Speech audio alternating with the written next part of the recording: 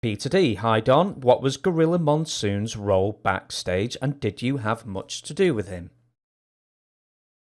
Um, Much to do with him. No, he started as an agent. He was when I, he was an owner too. Before it was Vince Senior was still running it was still his company, and so you had Monsoon, Skolin, Phil Phil Zacco. Zacco, and Savoldi, Angelo Savoldi. I don't know how many times, but he had towns around high schools and VFW clubs and stuff around Jersey, New York, Brooklyn, and that those areas in town that Vince would let him run. Like Skolin had White Plains and some of those towns above New York City and stuff like that.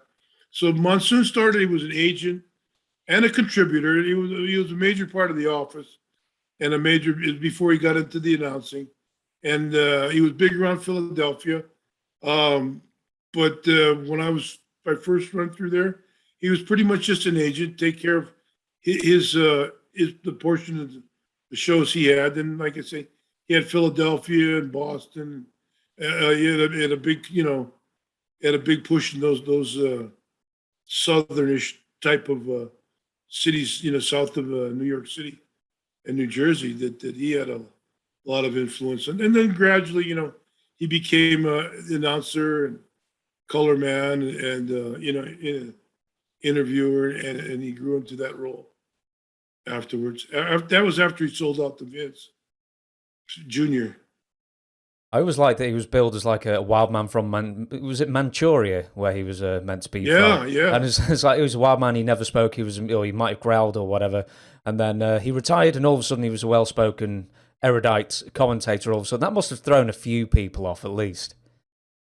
I imagine. Yeah, he's one of those guys that when you talk about Mount Rushmores, where you have the Bruno and Gagne and Luthez and Gorgeous George, or whoever your fourth, your champ.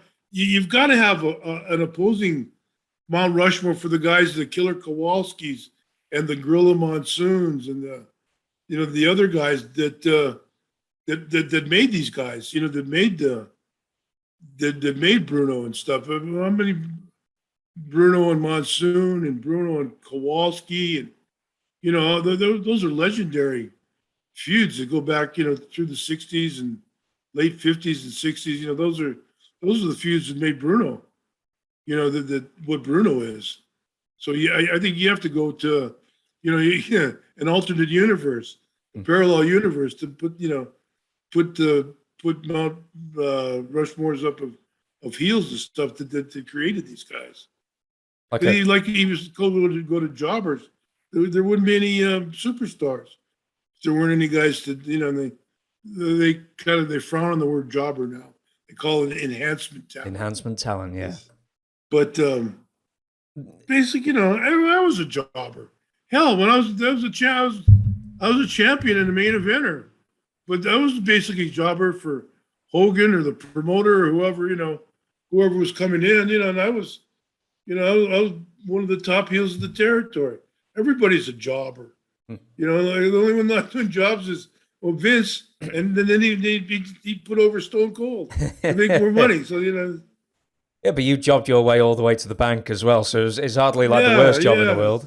I'll give you a couple more on Gorilla and the Gorilla position. When was the first time you heard that term? And just explain, I'm sure most people who are watching this, or a lot of people who are watching this, know, what is the Gorilla position and what was it in the WWF in the 80s? The Gorilla position is sitting you control, ready, set, go. You got your entrance. It's time for you to go in the ring. You go. Prepare. Here comes they put I was sitting with Jerry Briscoe and Monsoon, and they go, excuse me, and it would go where they had the match and the time and everything down, and the referee's got an earpiece and let's go here, get out of that, drop that, let's go home, let's finish, and stuff like that. So that was the Gorilla position. I never worked. I never was part of it. I witnessed it one time, but they never had that. When we were when we were working. You just pretty much, rely on your own timing and your own, you get a cue or something from a referee or something. The bow tie starts spinning. Yeah, the bow tie sort of starts circling. When you get a cue, it's time to go.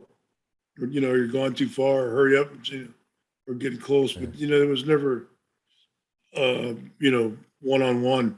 Was it Jerry Briscoe? Sorry, was it called the gorilla position when you were there, or was that an after thing? After. Sorry, you're saying Jerry Briscoe again. Sorry, I interrupted. Yeah, Jerry Briscoe and Monsoon had that. Let's go 7 minutes. Okay, get out of the headlock and start making a comeback. Let's get ready to go. And they'd be coaching the match from the gorilla position behind the curtains. It's funny. When I went to university, I studied media broadcasting, and it in TV terms, it'd probably either be the producer or the floor manager. So the person who, they don't direct the audience, obviously, but the person who keeps everything on time and brings people on and off, and that kind of. Yeah, but they're hooked up with the truck outside too. So everybody's, it's kind of a coordinated. Because the truck's running the time. The guy, the TV people running the time. So they know, how much they want to slot it into their part of the main vehicle going out. Mm-hmm. So the from the up to the truck, to the gorilla position, to the referee in the ring, to the wrestler performing the act of sacrifice. Just one more on gorilla. I've asked a lot of gorilla questions, but did you ever witness gorilla's love of casinos or restaurants? Oh yeah. Well, gorilla's there's a lot to talk about. He's an interesting man. He was an amateur wrestler up at Ithaca College. When I was first, I met him, and his appetite was just before he stopped losing weight. So I was at dinner, and it was this Abraham Lincoln Hotel where the Vince Sr. and these guys. It's like my first night at TV there in Pennsylvania, Allentown, Hamburg Television, and they'd bring you one of the old Pennsylvania type restaurants. They'd bring you a full tureen, a big pot of soup. And I remember sitting at the table and Monsoon asking for a whole bowl of soup, whole pot of soup. I guess he does eat that, he does eat like that, so because they, normally you just bring it out and share it with 2, 3, 4, however many, a bowl of soup. You'd have a regular bowl of soup and it would accommodate, several people. But yeah, I remember him.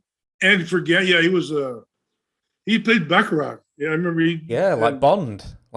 Yeah, he played the Baccarat in Atlantic City. He was always in New York, we call it New York, WW. But the New York, they were notorious for their card games and stuff back then. So I mean, the first thing everybody would do is just set their bag down and bust out a deck of cards. And they start Skolin and Johnny Rods, Cicluna, and Monsoon be walking around, and he'd buy. He had the money. And he'd just buy the pots, and everybody'd be betting on their cards, and they just deal. They deal Monsoon a hand, and he'd be yelling from a locker, put in 20 for me. I bet all. I bet 5. He's still not looking at his hand. And that kind of stuff. But yeah, he was he liked to gamble, liked to play cards. All those guys loved playing cards. It was all cribbage though, wasn't it, back in the locker room? Yeah. Yeah, they have all these like down the docks in Pepito, but they have these insane games that the extra jack or high card here and low card pays off, low in the hole, and all these other stuff where they'd be splitting pots and stuff all the time. Yeah, they're always had something going. I'm going to give you a fact about me. I can play cribbage. I can play baccarat. Even there's weird different versions of it, and I can also play mahjong. like the proper tiled stuff. I don't know if like you were ever exposed to that. We know with all the Japanese influence in Hawaii. When I was young, I cribbage. I used to play cribbage a lot. I used to like play. Fuji and me, Fuji, Snuka, Andre always played cribbage. Andre was a good cribbage player. Baccarat, I know nothing about. I was just reading the Bond books. It's hard understanding Bentea and all that. It's Swivi and stuff like that. It's a game of pure chance. You either bet on yourself or you bet on the dealer.